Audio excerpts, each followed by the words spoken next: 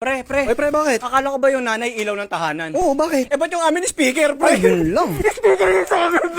Isaksak mo sa 110, pre. Tignan ko lang. Bakit ganun yung mga kaibigan ko sa akin, ma? bakit? Lagi nila akong iniiwan sa ere. Hala. Hindi ako makaramdam ng pagmamahal sa mga kaibigan Grabe ko. naman. Simula ngayon, wala na akong kaibigan. Huwag ka mag-alala, anak. Mahal kita. Talaga, ma? Oo, as a friend.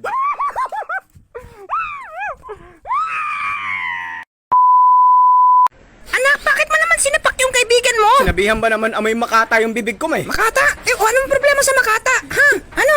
Poet in English, ma. Ah! Poet. Ay, amoy poet! Agoy, bars!